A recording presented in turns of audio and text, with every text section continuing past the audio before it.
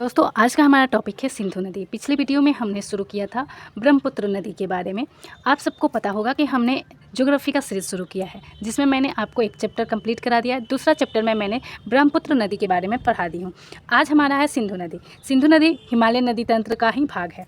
तो आइए जानते हैं सिंधु नदी का उद्गम कहाँ से होता है। तो सिंधु नदी का जो उद्गम होता है ट्रांस हिमालय का भाग होता है कैलाश पर्वत, और वहाँ एक बोखरचू ग्लेशियर पड़ता है। उस बोखरचू के ग्लेशियर के पिघलने से मानसरोवर झील निकलती है जो कि तिब्बत में पड़ती है, और वहीं से हमारा सिंधु नदी निकलता है। जैसे कि मैं आपको मैप में दिखा रही हूँ, आप यहाँ पे देख रहे हैं कि यह हमारा बोखरचू ग्लेशियर है। यहाँ पे पाया जाता है ट्रांस हिमालय जो कि हिमालय का भाग है, और उसके बाद उस वहाँ ट्रांस हिमालय के श्रेणी में ही पाया जाता है कैलाश पर्वत, और कैलाश पर्वत के पास में पड़ता है बोखरचू ग्लेशियर। इस ग्लेशियर के पिघलने से मानसरोवर झील निकलती है और झील बनती है, और ये जो मानसरोवर झील है इसी से यहाँ पे निकल रही है हमारी सिंधु नदी। ये सिंधु नदी केवल सिर्फ हमारे एक यूटी में बहती है जिसका नाम है लद्दाख।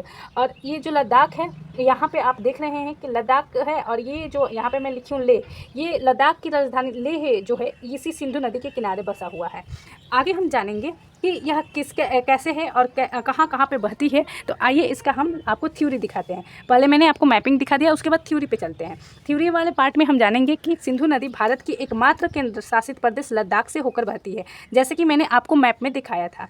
उसके बाद यह जो भारत में प्रवेश करती है तो कहाँ किस स्थान से प्रवेश करती है, और निकलती है तो कौन सा उसका स्थान होता है। तो मैं एक बार और आपको मैप दिखाना चाहूँगी। जैसे कि आप देख रहे हैं यह भारत में इस स्थान पर आ रही है, तो भारत का यह स्थान दमचौक का नाम कहलाता है। इसका नाम दमचौक है। इस दमचौक से प्रवेश करते हुए यह चिल्लास, ये जो चिल्लास पड़ रहा है इस स्थान से यह बाहर निकलकर चली जाती है पाकिस्तान में, और अपना पानी अरब सागर में गिराती है। मैं आशा करती हूँ कि आपको यह मैप के द्वारा बहुत अच्छे से समझ में आता होगा नदी तंत्र। ठीक है, उसके बाद हम जानेंगे कि दमचौक से यह प्रवेश करती है भारत में और चिल्लास से निकल जाती है। यह एक अंतर्राष्ट्रीय नदी है जो कि 3 देशों से बहती है, वो भी मैं मैप से दिखा देती हूँ। जैसे कि तिब्बत से यहाँ पर निकली, उसके बाद यह भारत में आई, भारत के बाद यह पाकिस्तान से निकल जाती है। तो यहाँ पे तिब्बत, यहाँ पे भारत, और ये रहा हमारा पाकिस्तान। तो 3 देशों से होकर बह रही है, तो इसलिए इसे अंतर्राष्ट्रीय नदी भी कहते हैं। अब हम जानेंगे इसकी लंबाई के बारे में। तो यहाँ इसकी जो लंबाई है वो कुल लंबाई 2880 किलोमीटर है, जबकि भारत में 1114 किलोमीटर है। जो लद्दाख है ना, लद्दाख की राजधानी लेह है। तो लेह जो है सिंधु नदी के राइट हैंड पे स्थित है, जैसे कि मैंने आपको मैप में दिखाया था कि जो लेह कहाँ पे स्थित है हमारे मैप में। उसके बाद हम जानेंगे कि जो ये सिंधु नदी है यह भारत से होकर बहने वाली दूसरी बड़ी नदी है। पहली नदी हमने आपको बताया था भारत से होकर बहने वाली, वो थी ब्रह्मपुत्र, जिसका लंबाई पूरा था 2900 किलोमीटर, और इसका है 2880 किलोमीटर। तो यह हमारी सेकंड हो गई भारत से होकर बहने वाली नदियाँ।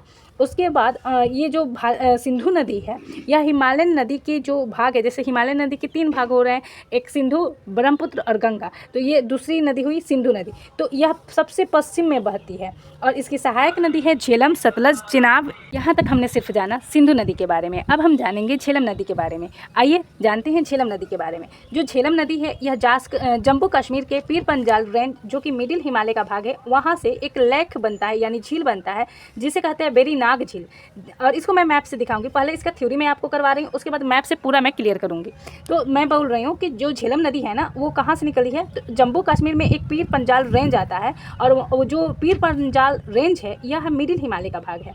तो वहाँ से एक झील निकलती है बेरी नाग झील, उस झील से एक नदी निकलती है, उसी नदी का नाम पड़ा झेलम नदी। और यह जो झेलम नदी है यह एकमात्र केंद्र शासित प्रदेश में बहती है जो जिसका नाम है जम्मू कश्मीर।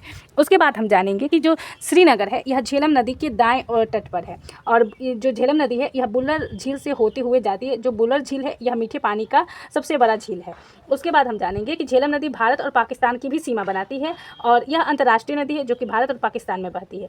यह पाकिस्तान में, यहाँ पे मैंने पाक लिखा है तो आप समझ सकते हैं, पाकिस्तान में चिनाब नदी में जाकर मिल जाती है। इसका पूरा नाम है बितीसा। आइए हम आपको मैप के द्वारा समझाते हैं। जैसे कि मैंने आपको बोला कि जो झेलम है वह जम्मू कश्मीर, यह हमारा लद्दाख वाला भाग है, और यह हमारा जम्मू कश्मीर वाला भाग है। जैसे कि जहाँ जहाँ मैं पेन दिखा रही हूँ ना, आप वहाँ पे देखें तो आपको समझ में आएगा। तो यह जम्मू कश्मीर वाला भाग है, और इसी से यहाँ पे एक पड़ता है दर्रा जो कि पीर पंजाल दर्रा है। उस दर्रे के पास है बेरी नाग झील, और इस बेरी नाग झील से होते हुए एक नदी निकलती है जिसका नाम है झेलम नदी, और इसी से बहते हुए यहाँ से ये देख रहे हैं आप, ये भारत श्रीलंका एंड हो रहा है और यहाँ से पाकिस्तान शुरू होता है। तो यह भारत और पाकिस्तान का क्या बनाती है, तो सीमा भी बनाती है और यह पाकिस्तान में जाकर चिनाब नदी में मिल जाती है। इससे आप ज्योग्राफी को और नदी तंत्र को मैपिंग से पढ़ें तो बहुत आसान होगा आपके लिए। अगली वीडियो में हम जानेंगे चिनाब नदी के बारे में। तब तक के लिए मेरे चैनल को सब्सक्राइब, लाइक, शेयर कर दीजिए।